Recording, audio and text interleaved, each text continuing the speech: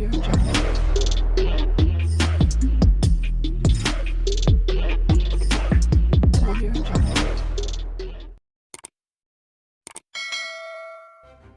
kasih kerana memilih channel ini. Sebelum kita mulakan video ini, sila pertimbangkan untuk menekan butang like, share dan subscribe dan aktifkan butang lonceng anda agar anda sentiasa mendapat info-info percuma pada setiap hari dari channel kami. Dan tinggalkan komen anda kerana komen anda amatlah dihargai.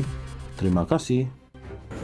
Beberapa bekas Perdana Menteri disiasat dijangka akan diheret ke mahkamah. Jawatan Perdana Menteri adalah kedudukan yang amat istimewa dan hanya mereka yang terpilih serta teristimewa saja layak mendudukinya.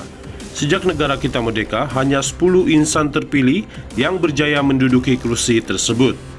Bayangkan betapa istimewanya 10 insan terpilih tersebut daripada 32 juta rakyat Malaysia yang ada.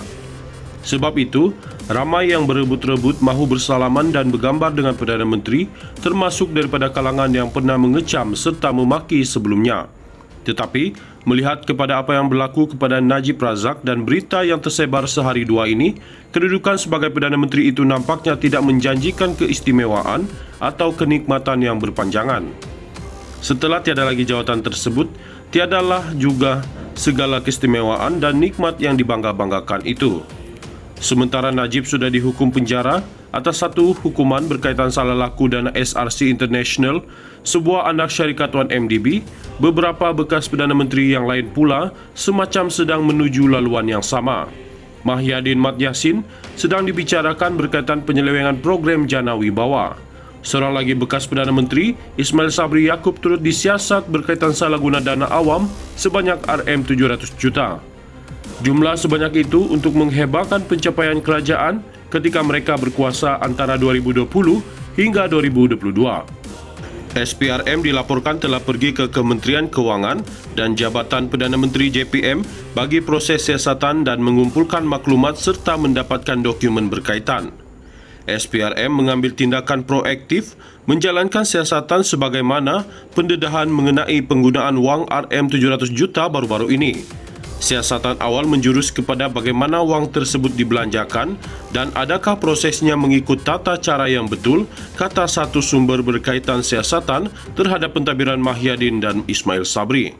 Di samping dua pemimpin berkenaan yang disiasat, beberapa bekas pegawai kedua-dua bekas Perdana Menteri tersebut juga dilaporkan berada dalam radar siasatan SPRM. Ini berikutan dana pembayaran cukai yang dilihat mungkin diseleweng cukup besar, iaitu berjumlah RM700 juta hanya dalam tempoh 2020 dan 2022. Di waktu yang sama, berikutan Tun Daim Zainuddin sedang disiasat SPRM, malah menara ilham milik keluarga bekas Menteri Kewangan itu telah disita. Wujud desakan agar seorang lagi bekas Perdana Menteri, iaitu Tun Dr. Mahathir Mohamad, juga perlu disiasat sama. Tun Mahathir digesa banyak pihak untuk disiasat bukan saja berkaitan kekayaannya, tetapi juga tentang bagaimana anaknya semua amat berjaya dalam perniagaan. Dalam perkembangan berkaitan, media melaporkan bahawa seorang bekas pemimpin tertinggi negara sedang disiasat SPRM. Dia disyaki menggunakan dana kerajaan untuk menyelamatkan perniagaan anaknya sehingga syarikat gergasi petroleum negara mengalami kerugian mencecah RM500 bilion sejak 1979. Syarikat petroleum negara itu juga didakwa dijadikan alat untuk menyelamatkan syarikat berkaitan kerajaan yang menghadapi masalah kewangan. Dana daripada syarikat petroleum negara itu disyaki telah digunakan untuk membina beberapa projek mega. Selain bekas pemimpin tertinggi itu, ada juga taikun-taikun perniagaan yang turut berada dalam radar siasatan SPRM, tambah sumber berkenaan.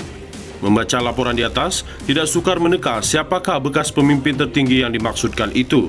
Artinya, kecuali Tun Abdullah Badawi, semua bekas Perdana Menteri lain yang masih hidup sekarang ini, semuanya adalah telah dipenjara, dibawa ke mahkamah dan disiasat pihak berkuasa.